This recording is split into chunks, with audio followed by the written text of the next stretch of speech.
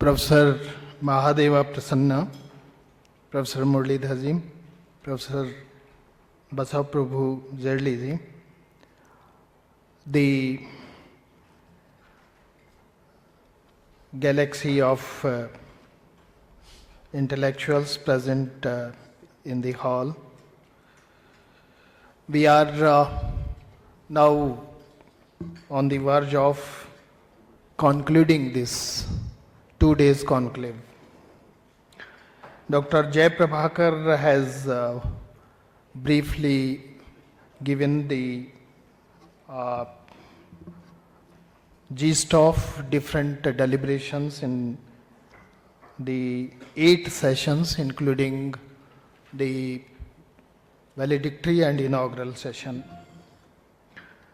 This theme, transformation of Bharat, the story of a decade and future, is a very vast theme. It encompasses various disciplines, subjects to be delivered upon. But we have discussed the 6 very relevant and important key drivers of this theme. This conclave is concluding, but discussions must go on for better understanding of ourselves and community, the society at large, followed by deciding our role, our contributions to this process of transformation, which is happening, and the country is moving fast towards achieving the target of Viksit Bharat, Vishwaguru Bharat, the knowledge-based society. Once again, the resource persons have underlined the changes happened during the past decade, along with the future projections. The collective capacities and wisdom of the society from Kanyakumari to Kashmir is making the progressive developmental, economical, educational, etc. changes. Some challenges were also discussed and highlighted here. And regarding those challenges, so what the solutions can be there, how to overcome from these challenges, that also was discussed. For example, the role of new emerging technologies and their challenges were discussed. What other steps required to be taken by the relevant bodies, persons, governments, etc. were also enlisted here. Use of demographic dividend, which is the merit of this country, is to be fully utilized. Bharat will remain youngest country as per the working age group for next around 20 years or so. This dividend, if trained, skilled, upskilled, reskilled, is bound to do wonders, which is seen through the contributions made by our countrymen globally.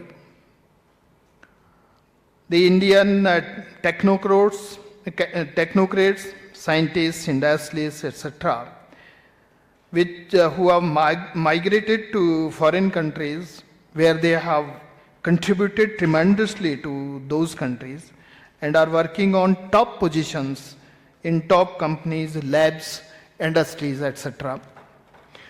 But now the time is not to migrate. That was also highlighted in the second session. From here, rather remain in our country and return to the country, as the infrastructure and ease of doing ecosystem has fast grown here. Only thing is, we must strategize our goals.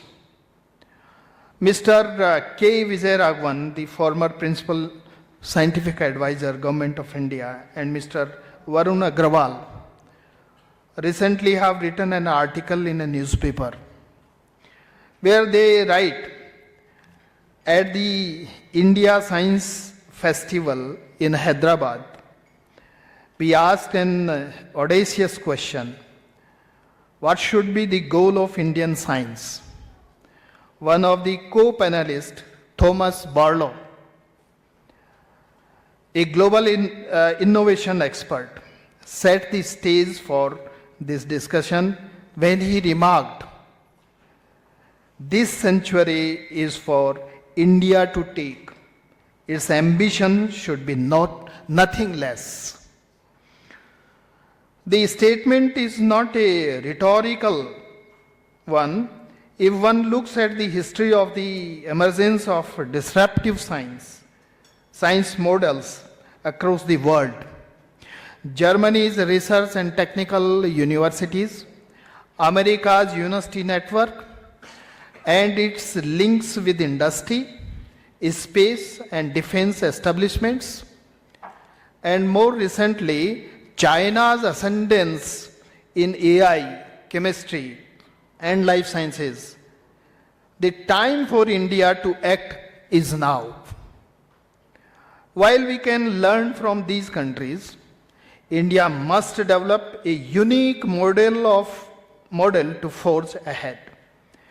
This is possible because today we have the scale of economy, industry size, startup ecosystem, market spread, and resources to invest in science and technology if we have focused strategy for this.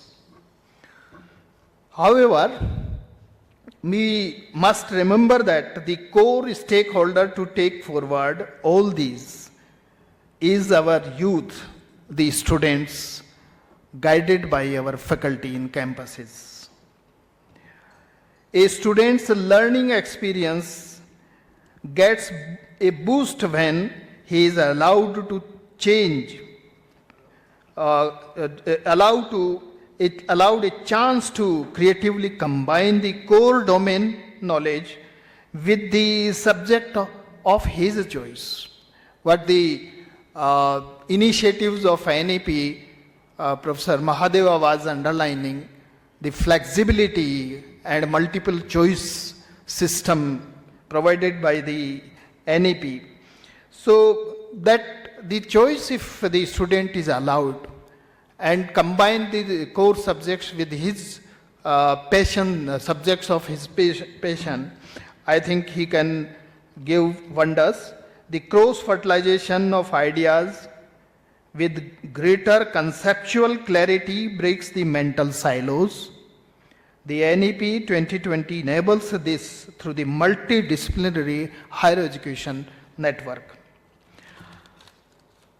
Yesterday, in one of the sessions, Professor Bhim Rai Maitri, while highlighting the competence of manufacturing capacities of Bharat, stressed that the embedding of spirituality at workplace is required to get better results.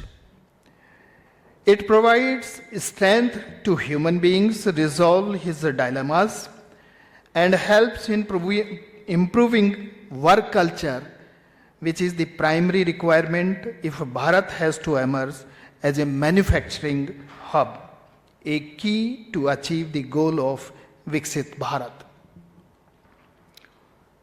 But one of the computer science graduate says, "But doing things, are you in control of your happiness?" As Professor Muralidhar is indicating about the happiness index to be increased, that also go on increasing. So are you in control of your happiness? Or is it money, power, fame, or your spouse is controlling your mind? How does one control the mind? A curious Arjuna had also wanted to know from Krishna in Gita, by practicing Vairagya, raga means the passion. Raga mein hi viraga hai. That is said in Gita. So, with passion comes dispassion. Pain follows pleasure. If one focuses on dispassion, the agitated mind calms down. That has been said by a science graduate.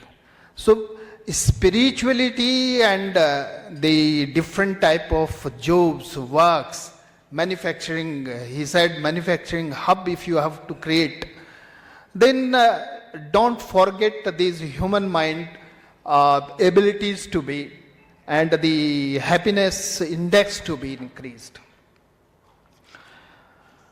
I was reading a book a few days back. This book was written by a bureaucrat, administrative officer. And this book is on Gita Acharan. We are discussing on AI nowadays, the emerging technology, and out of that AI is, I think, on the top of it. So he describes, he says, nearly 5,000 years before also, AI became a buzzword. When Lord Krishna offered warrior Arjun a practical advice on the battlefield of Kurukshetra, truth is one which can be accessed only by natural intelligence. AI is simply a tool to enhance our power of thinking. It is not an alternative to natural intelligence. AI will help humans as long as the control is with them. It would be foolish not to use it, but don't let it use you. I should have control on what I use, for which I need to work hard. Master AI, that's the bottom line. The reins should stay in our hand. So with these words, I end my talking here, thanking all the resource persons, intellectuals, faculty members and students for becoming part of this conclave and sharing valuable thoughts, and the organizing team for let all of us to deliberate upon this important, relevant and productive conclave.